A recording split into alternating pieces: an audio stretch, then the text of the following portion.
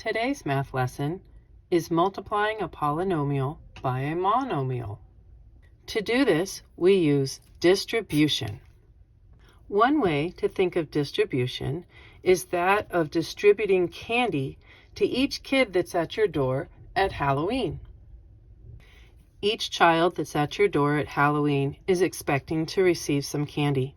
So you give some candy to the first child, the second child, the third child, and any number of children that are at your door, and you give them approximately the same amount. That would be fair. So we do that in mathematics with multiplication. Let's look at example 1. Here we're going to distribute the 6, that's our candy, to each child at the door, so to speak, by way of multiplying.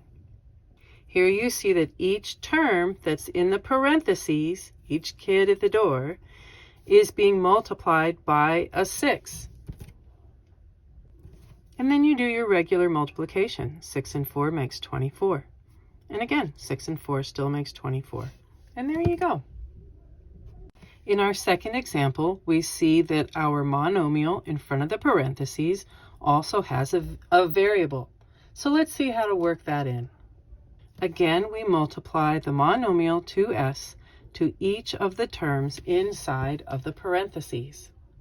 So our 2s is multiplied to both of the terms. Now remember, if you have a variable that doesn't have an exponent showing, there's actually a very discrete, quiet 1 up there. Let's multiply. 2 times -4 makes -8. Our s's have s to the first power times s to the second power, and to show that, we add the exponents together. Let's multiply again. -2 times a +2 makes -4. S to the first power times another s to the first power. Let's add the exponents together. Okay, final answer.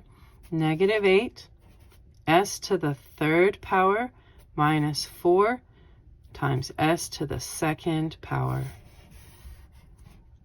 And there you go. Let's look at example 3, where we again have a monomial in front of our polynomial that has a variable with a coefficient.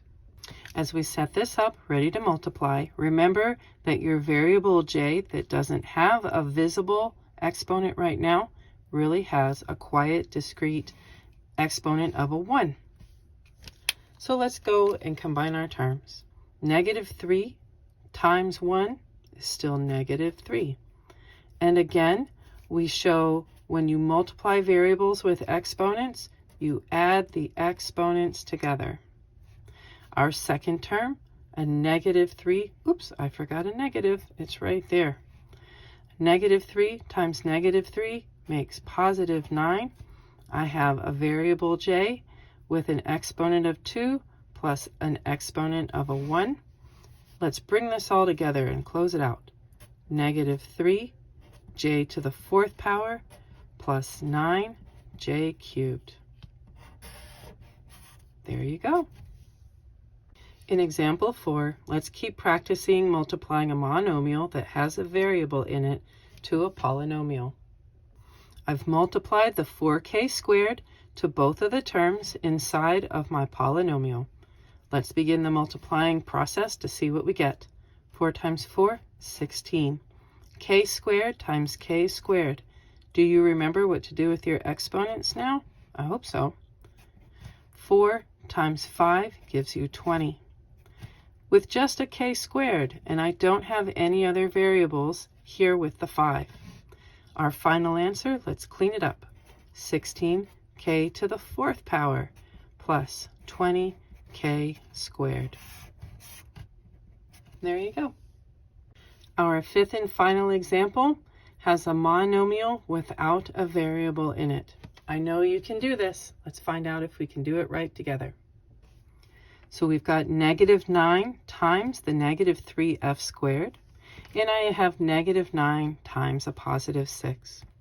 A negative times a negative, still making a positive 27f squared, with no other variables to contend with. And a negative 9 times a positive 6 will make negative 54. And there you go.